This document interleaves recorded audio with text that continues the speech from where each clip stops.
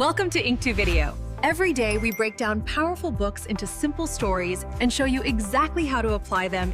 Most of us live with an agonizing gap between the life we currently lead and the unlived life we carry inside our dreams. Varda is currently stuck in that gap. He has a massive idea, a project he knows could change everything.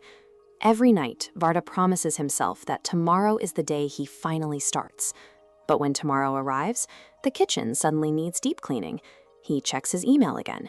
He decides he needs a few more hours of research before he's truly ready. Every attempt to focus on meaningful work is met with a heavy, invisible pushback. By the end of the day, his project is untouched, and he's left stewing in guilt, feeling like a fraud who can't follow through on his own intentions. This chronic avoidance is an active, ongoing psychological battle. Varda is being pushed by forces he doesn't yet understand. Author Pressfield identifies this malicious, invisible force as resistance. It is the universal enemy of anyone trying to do something difficult or creative. Resistance originates in the brain's fear center, the amygdala.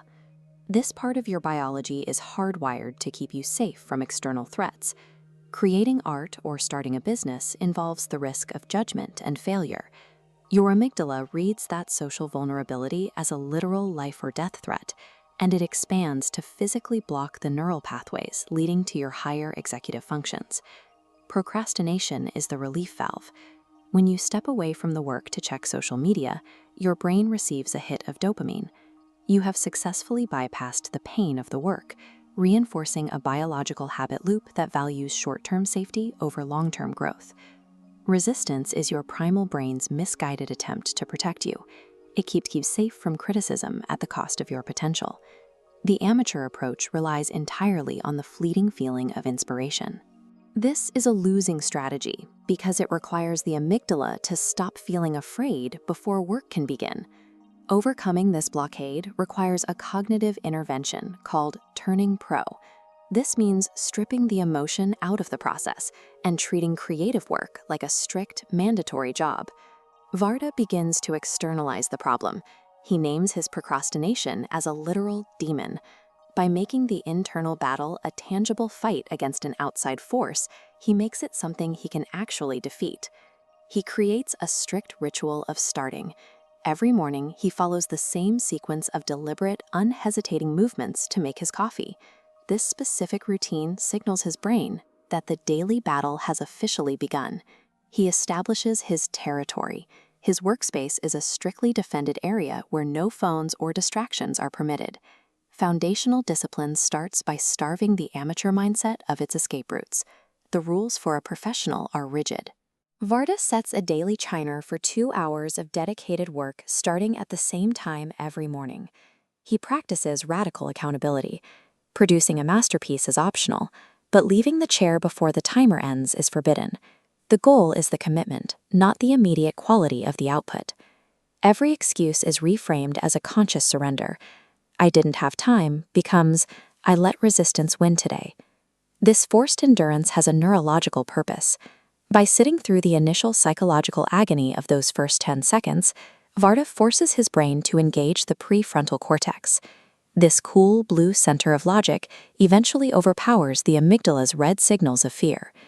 The prefrontal cortex requires a period of physical stability before it can begin processing high-level patterns. Once you maintain the commitment long enough, the brain shifts from a state of threat to a state of analysis. The feeling of interest is the result of this mechanical shift, not the cause of it. To break a biological habit loop, you must outlast the initial agony of sitting down. Because Varda stayed in his chair, a state of deep creative flow eventually arrives.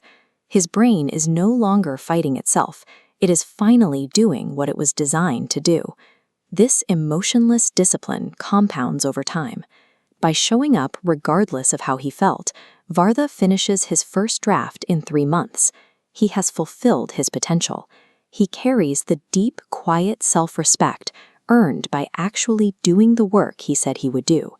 Consistent action is the only reliable method for summoning creative energy. This leads to a counterintuitive realization. The magnitude of resistance you feel is a direct measurement of how important a task is to your soul's evolution. Immense fear toward a project acts as a precise compass. It points directly toward the work that matters most. Resistance never permanently dies. It is a lifelong siege that must be fought anew every single morning. Identify the one thing you are most afraid to start right now. Since your fear is just a biological illusion designed to keep you safe, what is the first 5-minute action you can take this very second? Subscribe to the channel and comment on which point you would like to implement in your life and which book we should read next.